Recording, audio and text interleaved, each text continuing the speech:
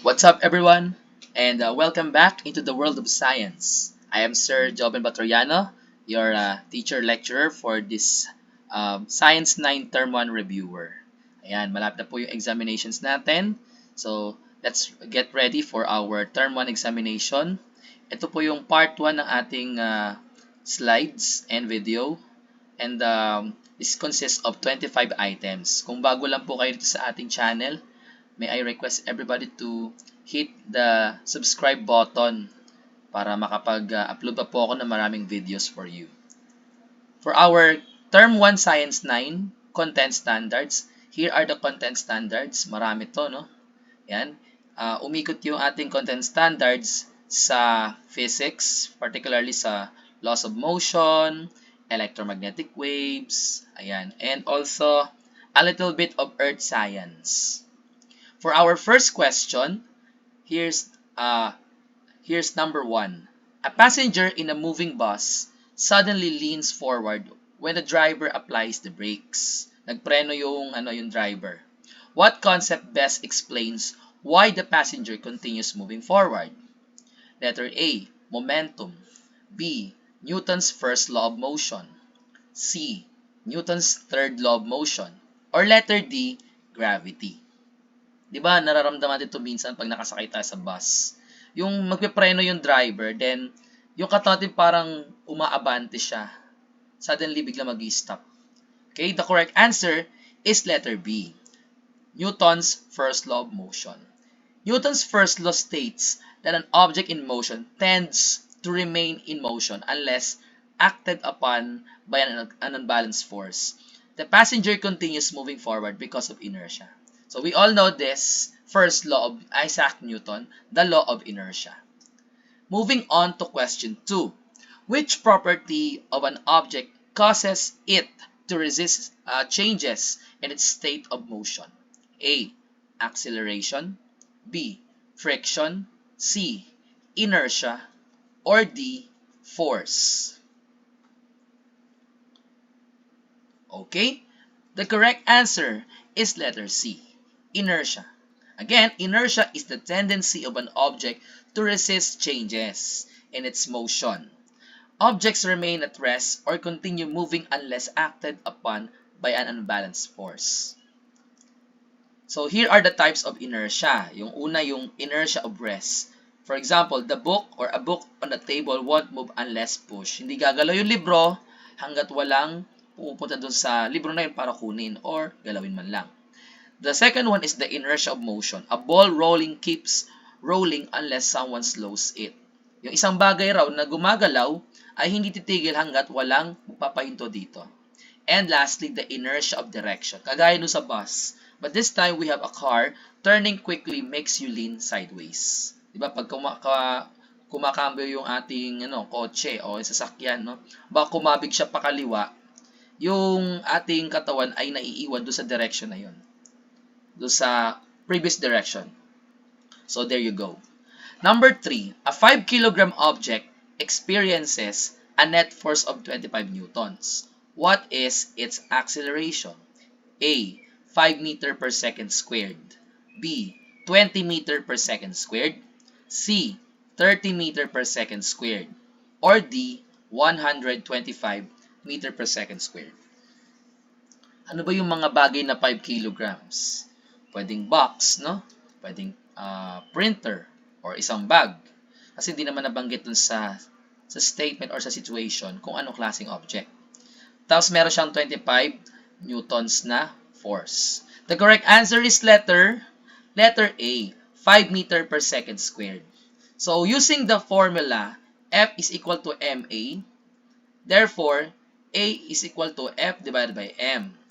Now, 25 newtons divided by 5 kilograms is equal to 5 meter per second squared. Question number 4. A learner notices that an object's acceleration becomes greater when the applied force increases while its mass remains the same. Which law explains this observation?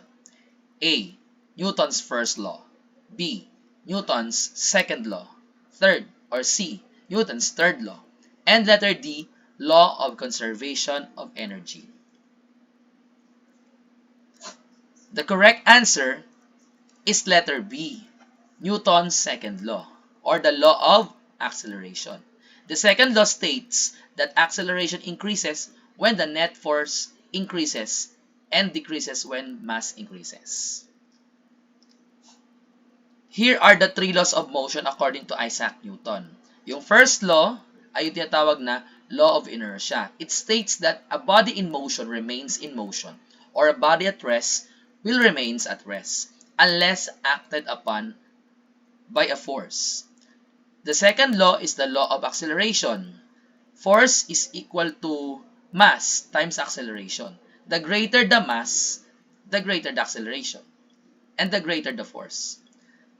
Third law is known as the law of interaction or action-reaction. For every action, there is an equal and opposite reaction. Moving on to question 5. Two objects have the same mass. One is pushed with 20 newtons while the other is pushed with 50 newtons. Okay? Which object will have greater acceleration? Letter A ba? Yung the object pushed with 20 newtons? B. Both will have the same direction. Letter C. The object pushed with 50 newtons. Or D. Neither object will accelerate. Pareho sila ng bigat. Yung isa raw ay 20 newtons. And then the other one is 50 newtons.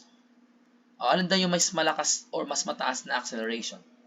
The correct answer is letter C. Di ba mas mabigat nga yung mas mataas yung force dun sa isang box. Though they have the same mass. According to F is equal to ma, a greater net force produces greater acceleration when mass remains constant. Question 6. When a person jumps from a boat toward the shore, the boat moves backward. Which statement best explains this? A. Gravity pushes the boat backward.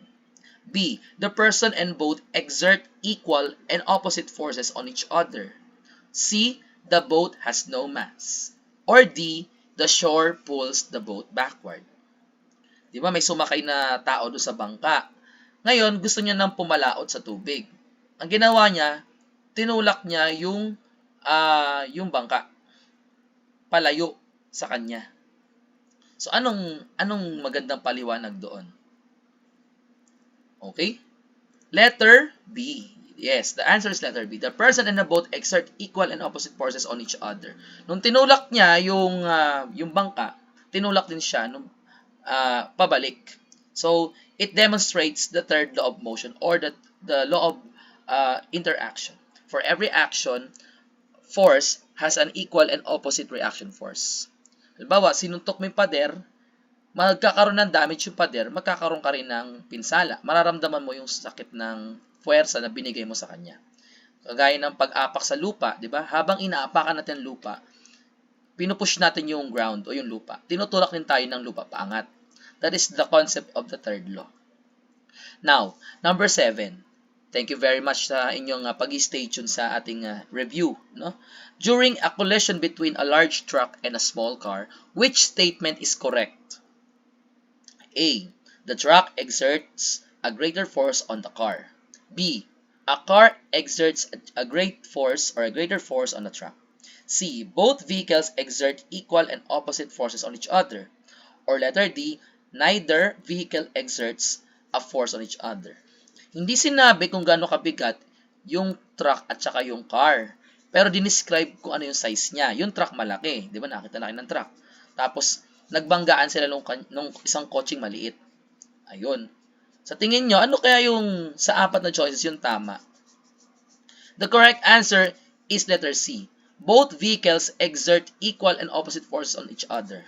According to the third law, or the Newton's third law, interacting objects exert equal and opposite forces. However, the smaller car experiences greater acceleration because it has less mass. Ayun, mas magaan kasi yung kotse.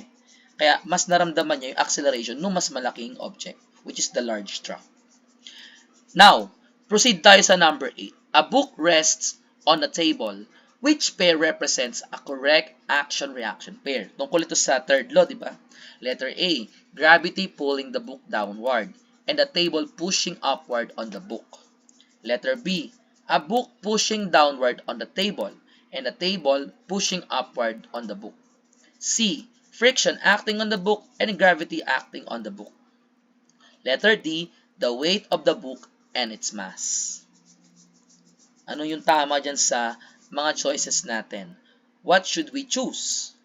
The correct answer is letter B. The book pushing downward on the table. Kasi di ba yung book o yung aklat, meron siyang mass. Ngayon, nakapato siya doon sa table, tinutulak niya yung mesa pababa because of gravity. Now, the table is pushing the book upward. So, yun yung naging action-reaction ng book at ng table sa isa't isa. Explaining the third law of motion of Isaac Newton, the law of interaction.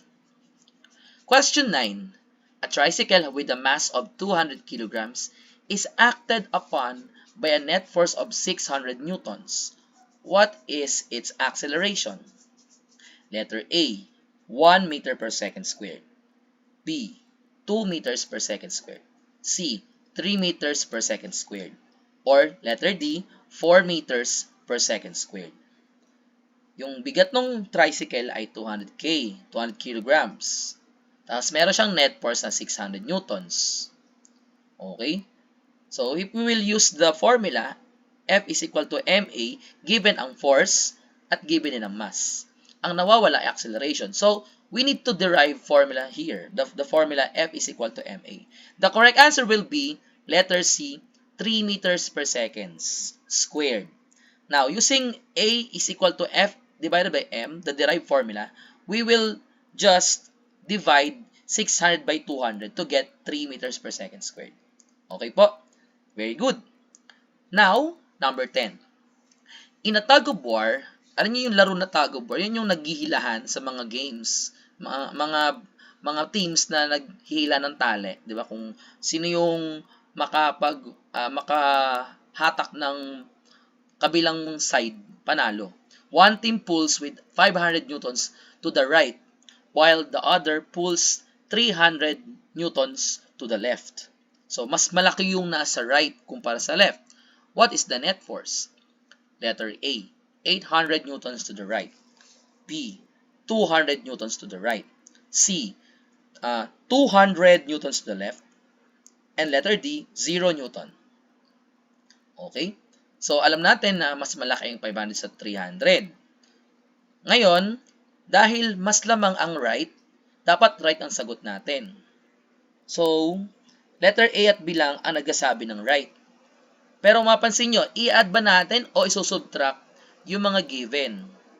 Kasi magkaibang sides to or directions. So, tama kayo. Kung ang sagot nyo ay letter B, we will simply subtract 500 to 300 to get 200 newtons. Ngayon, saan yung magiging final direction? Kung saan may mas mataas na force. Kung saan mas malaki yung side. Kung saan mas mataas. Dahil 500 newtons to the right, di yung right na 500 newtons, yun yung masusunod na final direction. Iaawas lang natin, ibabawas lang natin yung 300. Kaya naging 200. Gets nyo? Ayan. Salamat po. Number 11. A force of 60 newtons causes a shopping cart to accelerate at 3 meters per second squared. What is the mass of the cart? A, 20 kilograms. B, 63 kilograms. Letter C, 180 kilograms. Or D, 57 kilograms. Ayan. Yung shopping cart, yung cart sa mga mall or sa mga grocery. Siguro may tumulak doon sa cart, kaya nagkaroon siya ng acceleration na 3 meters per second squared. Now, the correct answer is letter A, 20 kilograms. Anong ginawa? Diba ang nawawala ay mass. So, ang formula natin ay F equals ma. We will derive the formula to get M is equal to F divided sa A. Kaya, yung F, the 60, ay dinivide sa 3 para maging 20 kilograms. That's how you do it. Okay? Question number 12. A toy car has a mass of 4 kilograms, yung bigat ng toy, and accelerates at 2 meters per second squared. What net force acts on it? Okay? Letter A, 2 newtons. B, 6 newtons. C, 8 newtons. Or D, 16 newtons. Ano ba yung given? Yung mass, 4 kilograms. Yung acceleration ay 2. Ang nawawala ay force. If we will use the formula F equals ma, ano ang magiging sagot? The correct answer is letter C, 8 newtons. Paano nangyaring 8? Since we are using the formula of force, F equals ma, di ba pag ma magkatabi yung variables, it means multiplication. We will simplify for mass or m. Di ba ang value ng m ay 4. And then, a is 2 meter per second squared. We will substitute the values. So, 4 times 2 is 8. 8 newtons. Okay, simple as that. Question 13. A bicycle and a car experience the same amount of force. Ayan. Why does the bicycle generally accelerate more easily? Bakit daw mas mabilis mag-accelerate o mas madaling mag-accelerate ang bike? Letter A, the bicycle has less mass. B, the bicycle has greater gravity. C, the car has less inertia. Or D, the bicycle receives more force. Okay? Pareho lang daw yung bike tsaka car na nakaka-experience ng same amount of force. Pero bakit mas mabilis mag-accelerate ang mga bike o ang bike do sa situation natin? The correct answer is letter A. Mas magaan kasi yung ating bicycle. According to second law or Newton's second law, an object with less mass accelerates more when subjected to the same force. Question 14. A box moves to the right at constant velocity across a rough floor. Which statement about the forces is correct? Ano daw yung tama dun sa apat na choices? A. The applied force is greater than friction. B. Friction is greater than the applied force. C. The applied force and friction are equal in magnitude. Or letter D. No forces are acting on the box.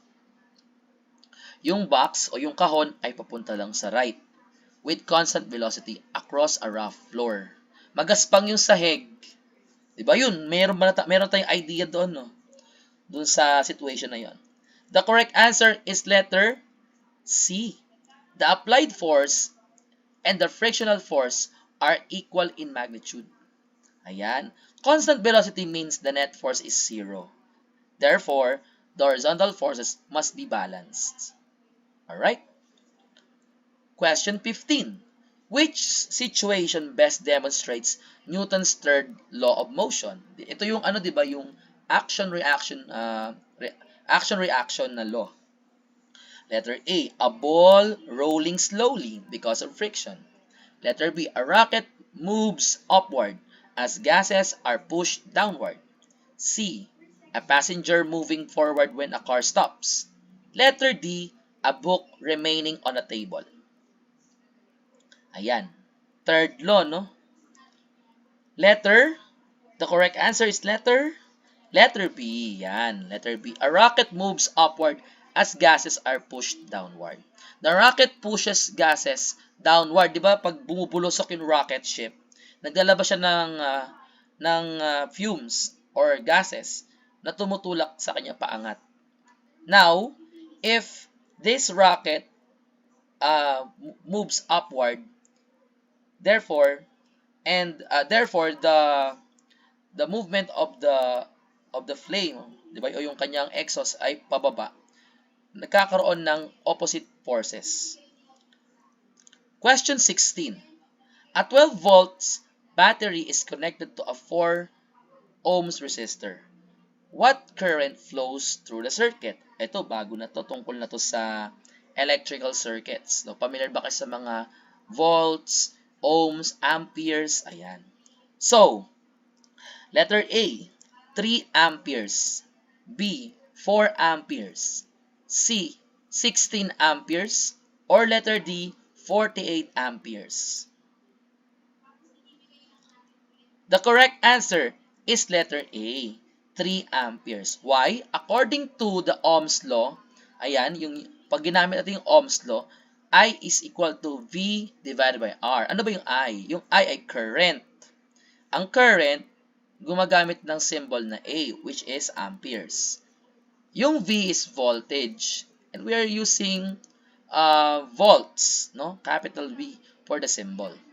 R means resistance. Ayan, yung nagre-resist ng flow ng charges or ng current. And we are using omega symbol as ohms.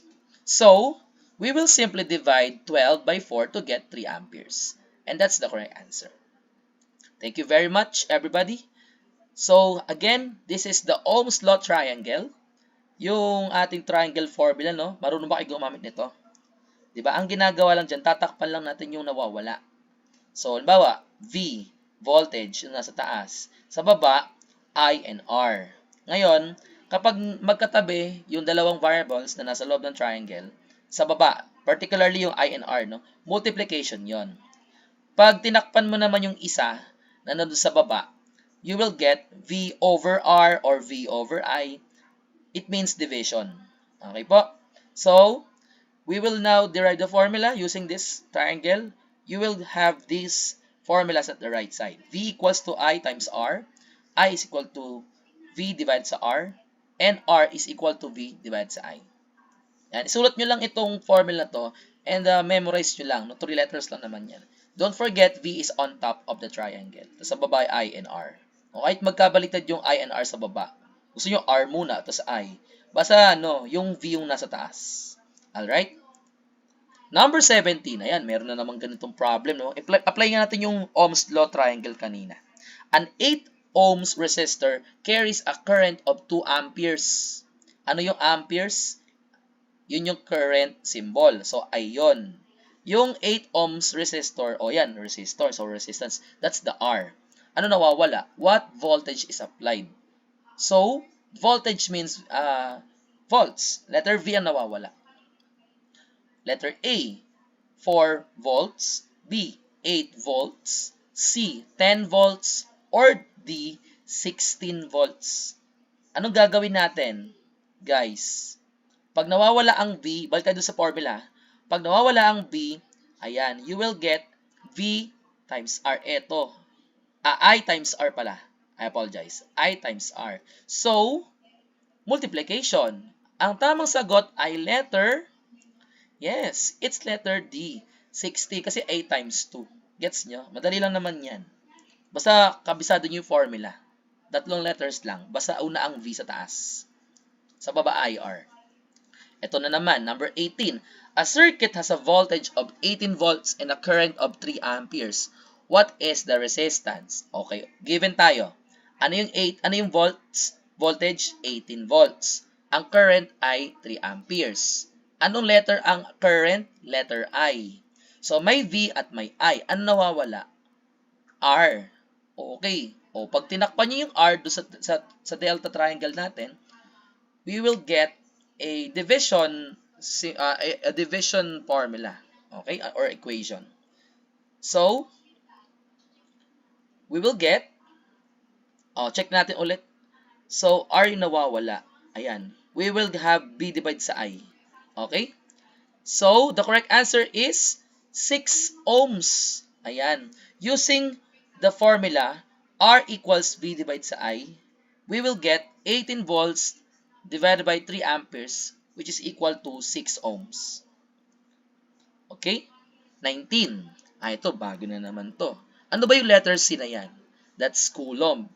Coulomb for the charge. A current of 2.5 amperes flows through a circuit for 8 seconds. How much electric charge passes through the circuit? A, 10 coulomb. Letter B, 20 coulomb. C, 25 coulomb. Or letter D, 30 coulomb. The correct answer is letter B, 20 coulomb. We will use this another formula, Q is equal to IT.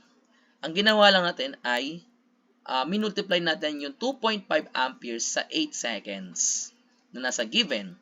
So, 2.5 times 8 is equal to 20 coulombs. Kaya letter B. Ito yung formula. Ayan. So, the current in amperes is I, and we have charge in coulombs. Ayan. And T, time in seconds. Nasa taas yung Q, nasa baba yung I and T. Kagaya siya nung kanina, no? Yung ating Ohm's law triangle. So, amperes, coulombs, and seconds. Okay? So, let's apply this to the next number, 20. A total charge of 72 coulombs passes through a circuit with a current of 6 amperes. How long does the current flow? How long? Okay? We're looking for the time. Diba? Kung gaano katagal. 72 coulombs times, 72 coulombs and 6 amperes. So, is it letter A, 10 seconds, B, 12 seconds, C, 14 seconds, or letter D, 18 seconds? Okay? The correct answer is letter B, 12 seconds. Anong ginawa? Dinivide yung 72 sa 6. Ang sagot ay 12. Okay, bakit dinivide? Kasi 'di ba yung formula na ginamit is T equals Q divided sa I. We'll get 12 seconds. That's 72 divided sa 6. Okay? 21. If the voltage remains constant and the resistance is doubled, what happens to the current? Ano daw mangyayari sa current? Yung voltage pareho lang, walang problema. Resistance yung dumoble. Letter A, it doubles. Letter B, it remains the same. C, it becomes half. Nangalahati siya. Or D, it becomes 0. The correct answer is letter C. It becomes half. According to the Ohm's law, current, resistance, and resistance are inversely related when voltage remains constant. Okay? So, inversely related siya. Pag dumoble yung isa, mangangalahati yung isa. Baliktad siya. That's the relationship that we call inverse proportion. Question 22. What is electric current? A, the opposition to the flow of electricity. B, the flow of electric charges through a conductor. C, the stored energy in a battery. Or D, the amount of voltage in a circuit. Ano daw ibig sabihin ng current? Electric current. The correct answer is letter B, the flow of electric charges through a conductor. Electric current refers to the movement or flow of electric charges. Di ba sa mga wire, sa copper wire, doon yung makikita yung tinatawag na electric current. Usually, electrons through a conductor. O, ano ba yung mga conductor? Mga metals, wires, at iba pang mga bagay na dinadaloy ng kuryente o electricity. Number 23. Which component serves as the main source of electrical energy in a simple circuit? Di ba? Sa simple circuit, may bulb, may wire. Ano dun yung nagbibigay ng electrical energy? A, wire. B, switch. C, battery. Or D, bulb. Ano daw yung nagbibigay ng kuryente sa circuit? You know the answer, right? The correct answer is letter C, battery. Pag walang battery, walang kuryente. We will connect the wires and the bulb connected to it. Tapos, gagana yung ating circuit because of the battery and the energy inside of it. Ayan, ito yung tinutukoy ko. So, we have the light bulb. Siya yung nagbibigay ng light energy. Tinatransfer niya yung, tinatanggap niya yung electrical energy flowing from the current of the wires. And we have the switch as the regulator of the circuit. Question 24. Which practice demonstrates proper electrical safety? O, magpa-practice tayo ng electrical safety para tayo makuryente or maka-aksidente sa ating mga tahanan or sa eskwelahan. Letter A, handling electrical appliances with wet hands. B. Repairing an appliance without or while plugged in. C. Disconnecting an appliance before repairing it. Letter D. Overloading an extension cord. Alin daw sa apat na practice ang nagpapakita ng electrical safety? O di ba maraming na-aksidente sa kuryente, nagkakamali. Alin dyan yung pinaka-safe? Okay, the correct answer is C. You need to disconnect the appliance before repairing. Ba, yung electric fan nasira, nabagsak. Bago mo siya buksan, dapat tatanggalin mo muna yung saksakan o tatanggalin nyo muna sa saksakan yung appliance na yon para mawala din yung kuryente na dumadali sa kanya. Kasi di ba ang kuryente nakaka-damage sa ating balat. Disconnecting the power source reduces the risk. And our last question, 25. Uy, 25 na tayo, no? When converting an actual electrical circuit into schematic diagram, what should the schematic show? A. The same electrical connections using standard symbols. B. Randomly arranged electrical components. C. Only the battery and the bulb. Talaga. Paano iilaw yung bulb? Letter D. Components connected differently from the actual circuit. Di ba yung letter C, hindi na yan katanggap-tanggap sa atin. No? Huwag nyo na piliin yung C. A, B, at D na lang. The answer is letter A. The same electrical connections using standard symbols. Kagaya nung pinakita ko sa inyo kanina. No? The schematic diagram, yung mga lines, zigzag lines, the circles for the bulb, etc. These are standardized symbols to represent components while maintaining the correct arrangement and connections of the circuit. Dapat yung load or yung battery nakakonect sa wire, tapos yung wire nakakonect sa bulb. Kailangan closed circuit siya para yung flow ng electrical current or electric current ay mapunta dun sa bulb. Kasi kung walang connection or naka-off yung switch, hindi gagana yung ating gadget or appliance. Ayan. Thank you very much. Ayan, nag-black screen na tayo. I hope you learned something here sa lahat ng mga grade 9 students out there and also other yung mga audience natin na nakasubscribe. Sa mga hindi pa nakasubscribe, please mag-subscribe na po tayo. No? Pasuyo na lang po. Maraming pong salamat sa inyo. We're appreciated po. And this is Sir Joven Batoriano. See you next time into the world of science.